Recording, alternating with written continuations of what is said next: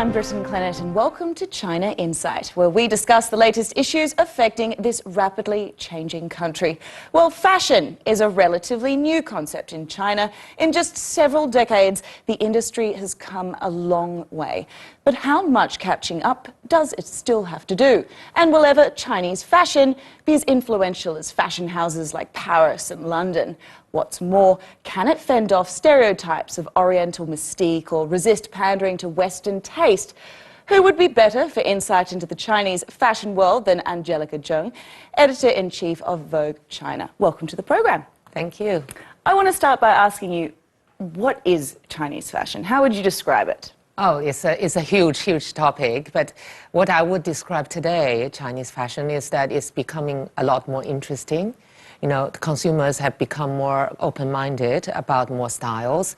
And, you know, even 10 years ago, Chinese fashion industry, you would consider as sort of more like a consumer market, consumption market. And now we have some local creations, and we started to have a voice in terms of creativity, in terms of design, and in terms of styles, and also in terms of quality. Mm-hmm. So it is, compared to many years ago, you know, we've advanced a lot from zero to somewhere now, yes. Right, okay, well, I want to talk more about that evolution after this clip. China Insight travelled to China's fashion capital, Shanghai, to check out the scene and speak to designers making their mark in the industry. Let's take a look. Yeah. The Met Ball Gala, considered one of the most important fashion events of the year in New York City, is a stage for celebrities to flaunt their style and for designers to showcase their creations. Last year the theme was China Through the Looking Glass, a nod to the increased importance of this country in the global fashion arena. The interpretation of Chinese elements by international stars ranged from the elegant to the outright surreal. But did they hit the mark? Chinese fashion, two words that conjure up a multitude of images in the Western mind. Images of phoenixes and dragons, grand designs of an imperial past. But what defines modern Chinese fashion? To find the answer to that question, the place to be is arguably Shanghai.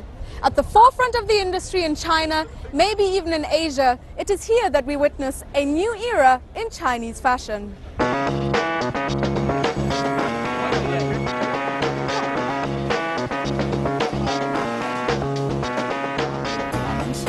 之前说中国风格人可能就会想到龙和凤凰，你觉得这是中国风格吗？一般可能穿的比较少，可能舞台上面啊，或者是电视剧啊、电影啊，可能会运用的比较多。那老百姓现在穿的是什么风格？中国风还是相对比较少。就是有民族性的东西，然后我觉得，如果你自己很会穿衣服，可以把一些民族的东西穿在日常的话，是一个很酷的事情。 Since the opening and reform, China has become known as the world's factory, with the era marked by the brand Made in China. Subsequently, the rise of the middle class has transformed the country into the world's largest market for luxury fashion, almost exclusively dominated by imported brands in the past. But now, designed in China is on the rise, as Chinese designers push the domestic fashion sector to a whole new level. 在以前，我们之所以不关注中国设计师，是因为我们选择很少，能够做得很成功、很出色的中国设计师没有几位。而现在，越来越多的中国设计师获得了非常好的这种良好的时装教育，他们有非常高明的时装剪裁设计手段，他们的作品也越来越跟国际化接轨。 If you want to discover the latest fashion trends in China, the place to go is Huaihai Zhonglu, Shanghai's answer to Fifth Avenue. On the street corner, the most prestigious location is occupied by the Hermes flagship store, along with Shangxia, a locally grown high-end lifestyle brand.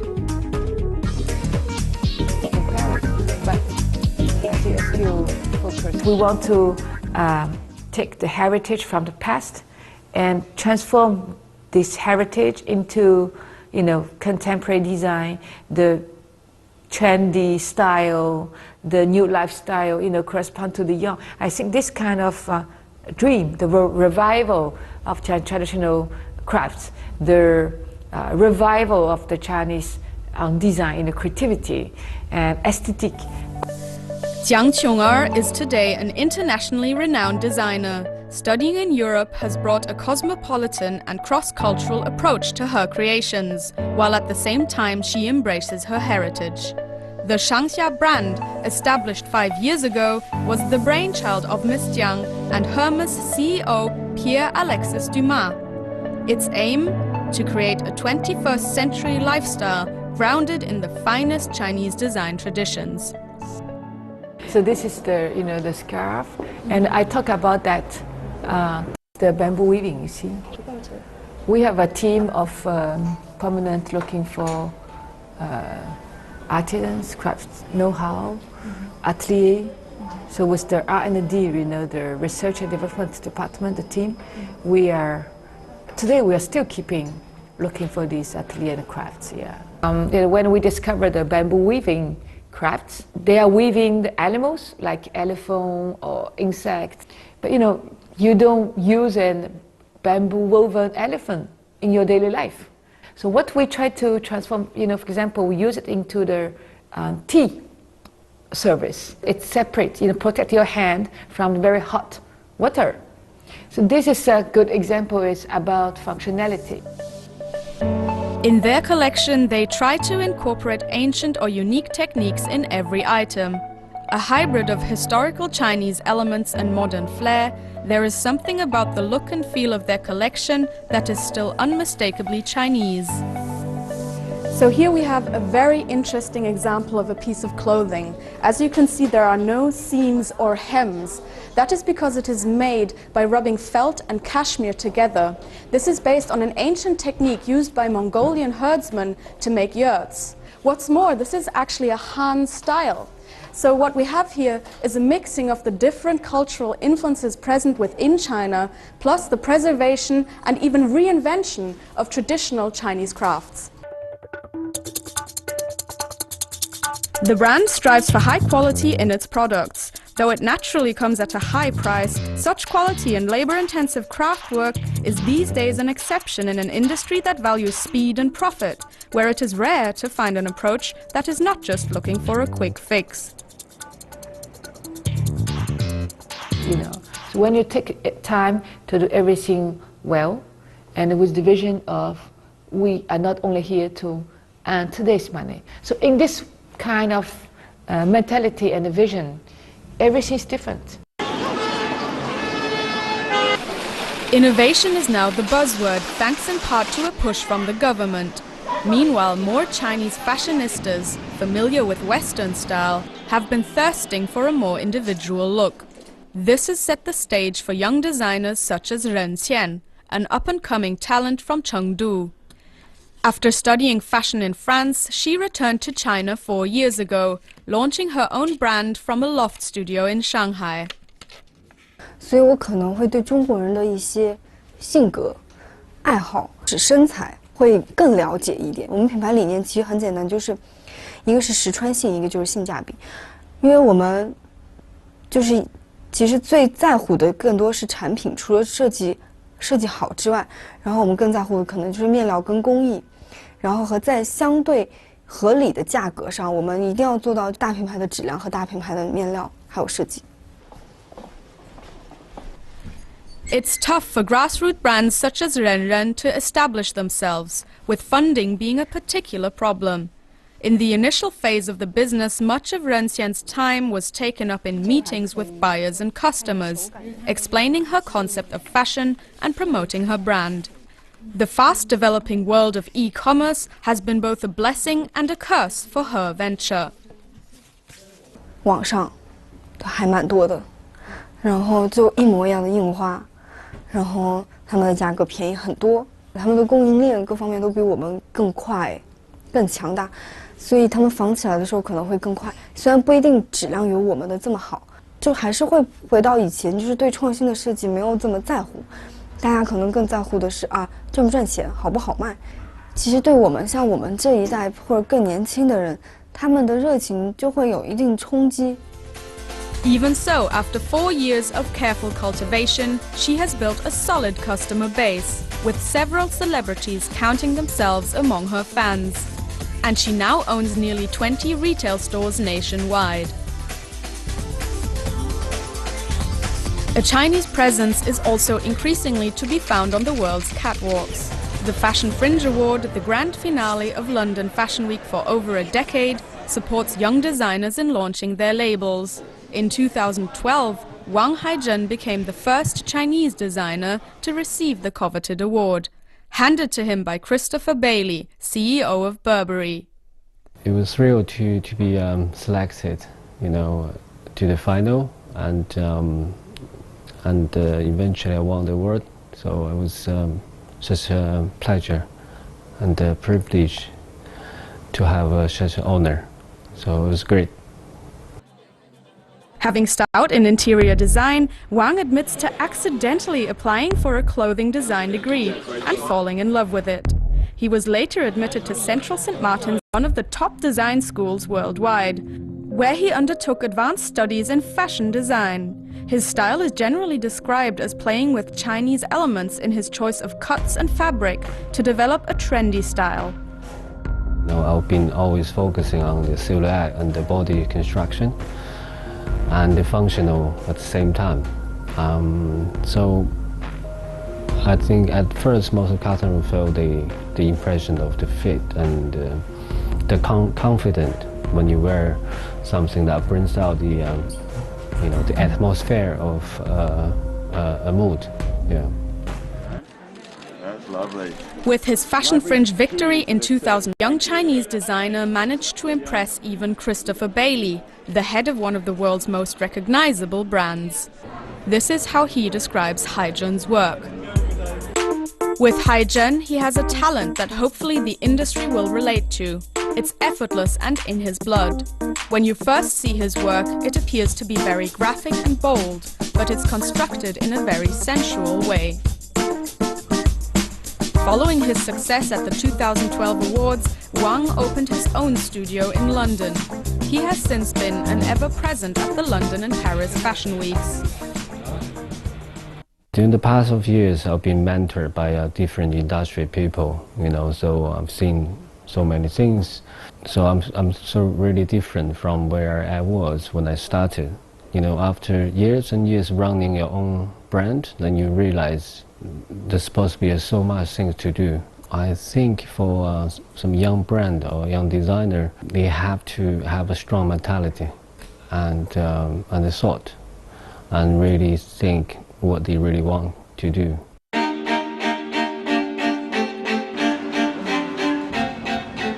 不可否认，他们有最先进的时装的这种剪裁设计的技术，他们有这么多年沉淀的工艺，他们有非常严格成熟的体系去运作时装，运作每一场秀的发布，运作每个设计师之间的相互交流。而我讲过，中国时装其实起步很晚，我们花很短时间在努力去追赶别人的脚步。At those days, Italian does all these sort of things. They still do. They are one of the greatest manufacturer supplier in the world. I think China follows what Italian and Japanese stamps. It's like a circle. Everyone has their own role, and when you reach a certain level of manufacturing, then you have the base. With production costs rising, manufacturing is not as profitable as it used to be. The industry finds itself at a turning point, with the government-led design boom apparently the way ahead. In an effort to rid Chinese design of its copycat reputation, a stage was needed on which the country's designers could debut. And so Shanghai Fashion Week, China Fashion Week in Beijing, and Shenzhen Fashion Week came into being. 我觉得中国时尚的力量正在发芽，也正在成长。可能再往以前倒推，我们在一个不成熟的时候，我们有很多借鉴的元素痕迹会存在。但这2年，我们有很多出色的这些设计师，在给我们创作出很多很棒的作品。With the internet, the latest fashion trends are merely a click away. This easy familiarity is making it harder for international brands to impress Chinese consumers. With more information and a better understanding of fashion principles, these consumers' demands are changing. Has there been a shift in the appreciation of fashion or the opinions on fashion among Chinese people? The better the economic China gets, more and more people, they will ask themselves, why I am an entrepreneur from China? What is my ID? What should I dress? Where should I live? What is my lifestyle? So little by little, it's not like mainstream yet, but little by little, we can feel that trends. More and more Chinese people, they have the confidence. They have the confidence to pursue their own style. According to a recent report by management consultants Bain & Company, the luxury market is shrinking. 2015 was the second consecutive year that the industry has been in decline, falling by 2%. The days of crazy expansion are over, even in China, where foreign brands are reducing their activities. They are leaving a gap that young Chinese designers with a better understanding of the elusive Chinese consumer are only too eager to fill. This is their opportunity to build a new fashion era, characterized by a more refined and personal style.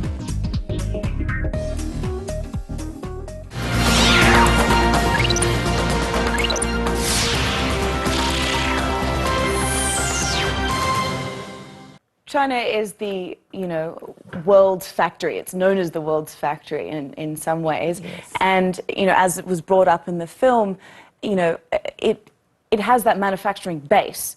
So, I mean, can it carve out its own fashion world and develop in a really big way, so to compete with, powerhouses like Paris?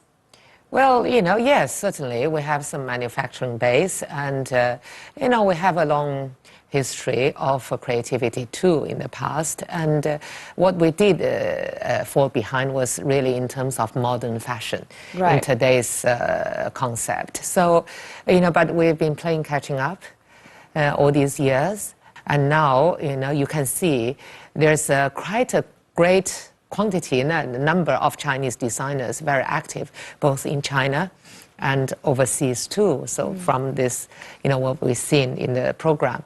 And, if we have developed in that kind of speed in the last 10 years, and you can see that in next 10 years, 20 years, we will keep developing and have a bigger voice on the international fashion scene as well. Are we there yet? No, I don't think we're there yet. But certainly, this generation of Chinese fashion designers have changed the scene a lot.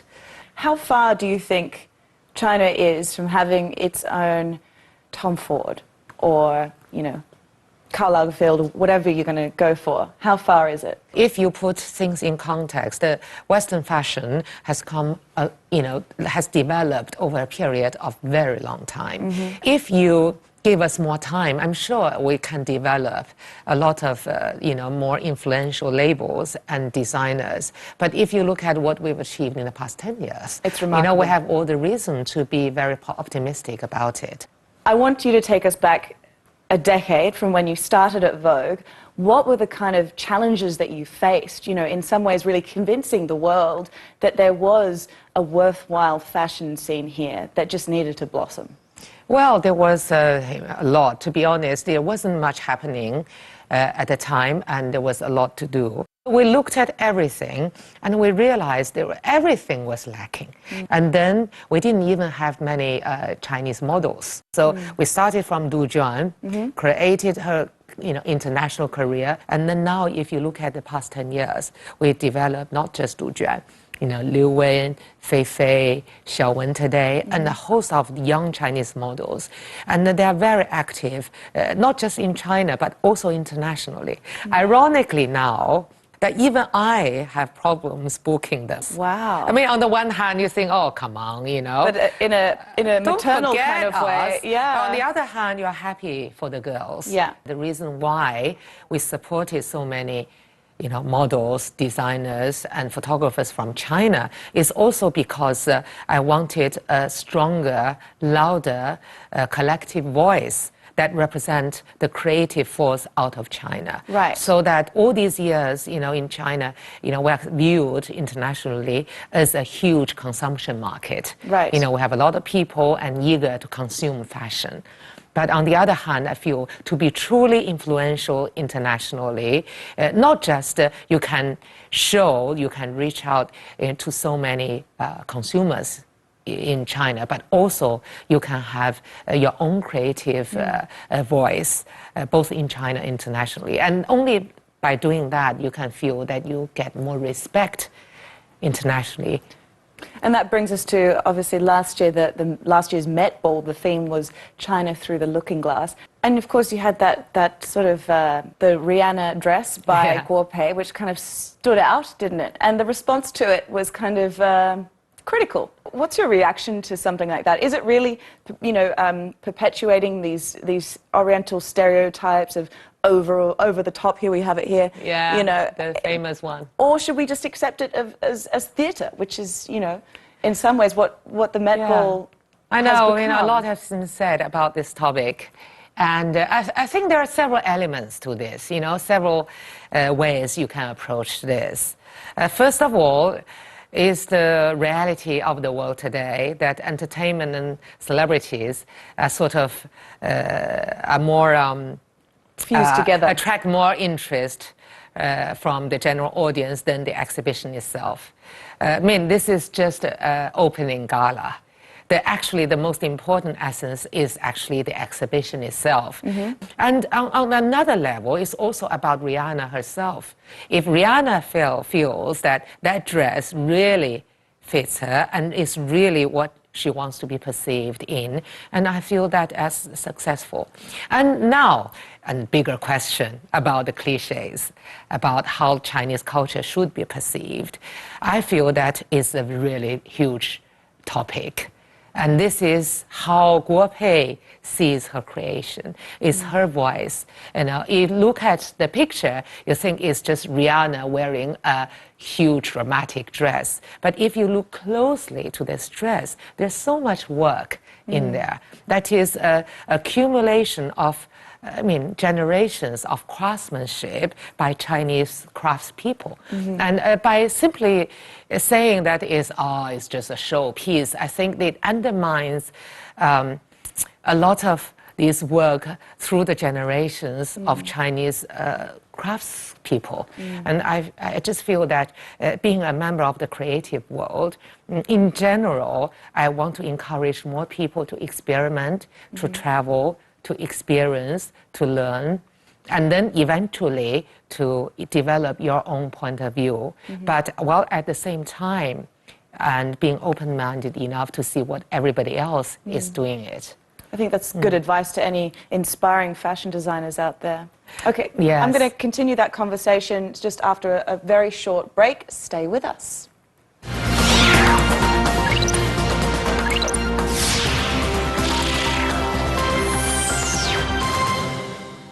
Welcome back to China Insight. I'm talking fashion with Vogue China editor-in-chief Angelica Zheng.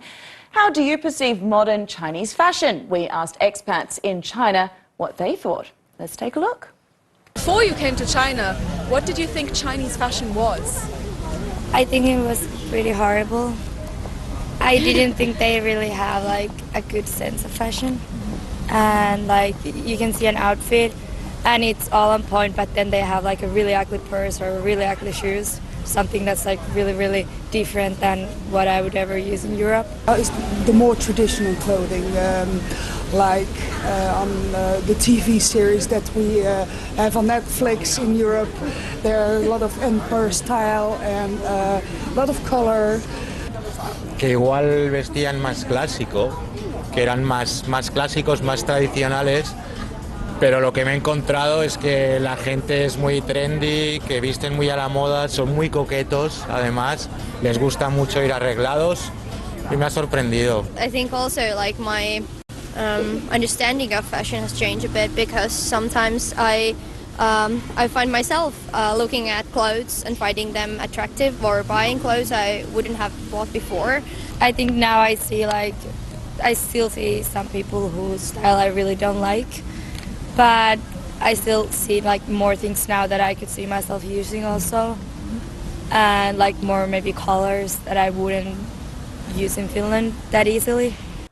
I mean, we spoke a little bit about judgment. There's a bit of judgment going on there. Well, but what's interesting is this girl kind of said that she'd also kind of been influenced by living in China. And when I think about, fashionable people that I see, they do have this kind of experimental edge, which is kind of nice, So I wonder if you see that happening as well. I remember 10 years ago when I went overseas as a tourist, right? You see Chinese tourists overseas, you could always spot Chinese tourists, right? From the hair to the shoes to the clothes they were wearing. Today, you go overseas, it's very hard to tell. I mean, they are obviously Chinese looking. But it's very hard to judge from just purely the way they dress. A lot, especially the girls, and a lot of boys too, they look just like young people in New York and Paris and in London in terms of the way they mix fashion. So that gives us all a lot of reason for feeling positive about Chinese fashion. I find it kind of fascinating, this parallel between Vogue China's journey over the last decade and then the Chinese fashion industry, how that's developed in the last 10 years and how they've kind of influenced each other. Where next?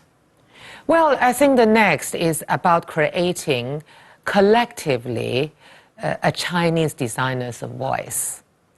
I feel that's the ultimate sign of confidence when you can develop your Chinese designers, the styles that can say that it is Chinese contemporary designs.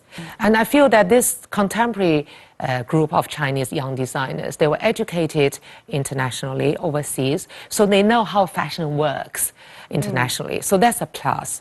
But on the other hand, all these years of catching up with international fashion, this young generation, I feel, can feel confident enough to now look back into our own culture. I mean, we have a lot of difficulties facing our young designers from China now. A lot of designers ask me that question, Angelica, what should we do? Whatever we do, people copy. Then I just say basically, on the one hand, obviously, as a country, legally, the country is trying to look for ways to protect copyright and to encourage more creative, original creativity. But on the other hand, from the designer's point of view, I feel that they need to also feel more confident about themselves. People can replicate a few patterns, but a designer, as a brand, as a creative voice, you need to have a voice. You need to have a point of view. You need to have an overall spirit that says, this is me. It's not just the appearance. It's about everything you want to represent. I like our Chinese, our readers, and we ourselves, professionals, to be more poised and to be more really relaxed about ourselves. If you are always very tense and nervous about how the world see yourself, sometimes maybe that limits how much you can develop and express. Well, it has been quite the journey for you over the last decade and for the fashion industry, and this has been a nice journey learning about the fashion industry as well. Thank you very much for coming on the show, Angelica. Thank you. If you have any comments or questions, please email us at chinainsight@cctv.com, or you can find us on Facebook, Weibo and WeChat. And we'll see you next time for more stories and discussion on China out of China. Goodbye.